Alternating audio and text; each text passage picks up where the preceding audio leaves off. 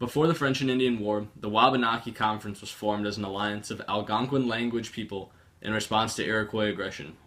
According to Wabanaki.com, it consisted of Abenaki, Penobscot, Micmac, Maliset, and Passamaquoddy tribes. According to the National Museum of the American Indian, famous leaders of the Wabanaki Confederacy included Michael Neptune from 1689, Peter Paul Neptune from 1725, and Francis Scott Neptune from 1833. A famous hero was Kaluskop, which has many different spellings because of the lack of a formal written language. He was a benevolent demigod hero who taught the Algonquin people the art of civilization and protected them from danger. He's famous for not ever committing crime or chasing women. In fact, he was a bachelor for most of the stories. Information gathered from the Canadian Department of Aboriginal Affairs and Northern Development gives evidence towards the Wabanaki's usage of powwows, a gathering of North American tribal people featuring traditional dancers and drummers.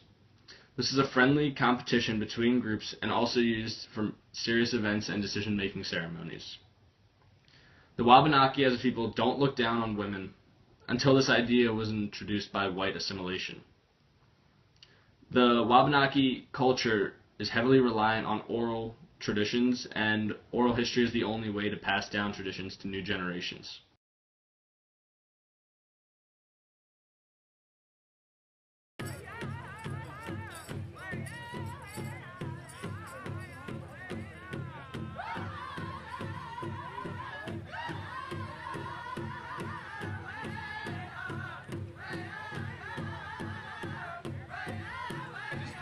Registration's up at the NC area in the lineup. Come on up. You've already registered, just grab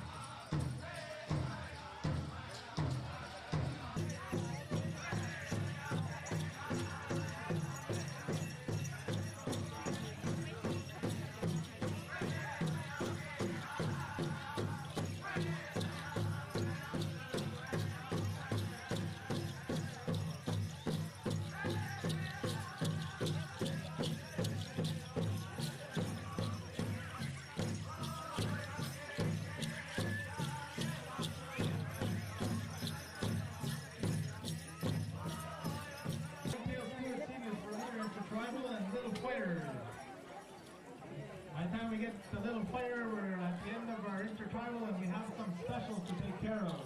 Oh, 3 more intertribals. White Wolf, whenever you're ready.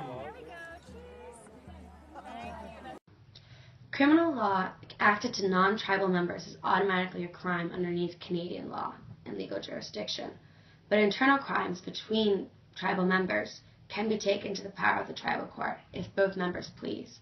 But if the Canadian government wishes, it can be taken underneath Canadian jurisdiction. According to Article 8, Section 1 of the Pelekhaty Constitution, there is exclusive jurisdiction over all civil disputes within the internal tribal members. This means that these matters are exclusive and not to be tried by other governments, such as the Canadian government. These include the rights of membership, descent, possession of land within the Pelekhaty territory, and tribal government. Criminal law, it can be taken to tribal court, but it's also automatically underneath Canadian jurisdiction. Internal crimes can be taken to the power of tribal court as well, but that also can be taken to Canadian jurisdiction. Family law in the Wabanaki Conference consisted of not harming children or women. With regard to business, there were no laws provided for businesses because there was no true attempt to gain wealth in the tribe, as it was a codependent community.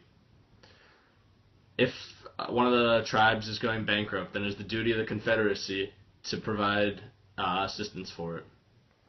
According to Wabanaki.com, certain issues currently within the tribe are maintaining the tribal traditions while also being able to provide education and modern benefits to the children, having them carry both worlds of being Canadian and being Wabanaki.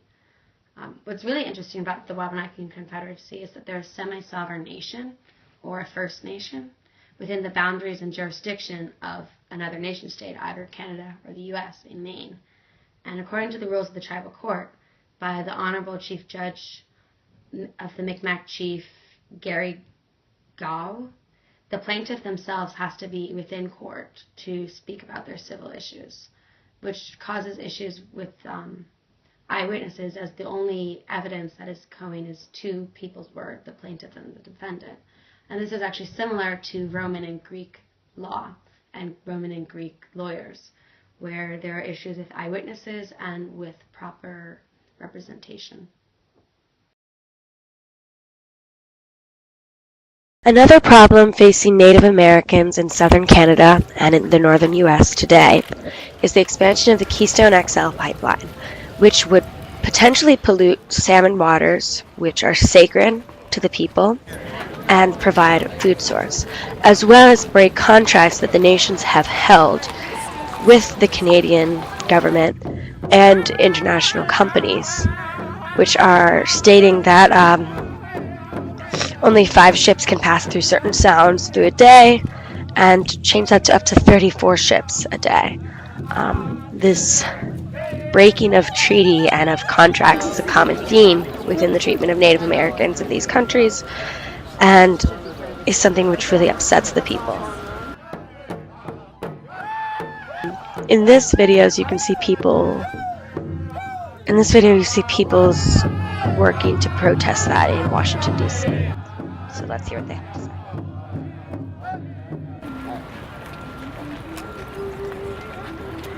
Yet been born. We want you to be good ancestors understand that we're saying no. But this time, enough is enough. So we do this for our grandchildren. When we offer this water, we're going to pray for all of your grandchildren. Someone at Sichampu said this isn't an Indian thing. We all drink water. So we're offering this for your grandchildren with prayers, the strongest of prayers possible, because we know that our waterways are polluted. This wasn't testing organization. Why? Oh, come on.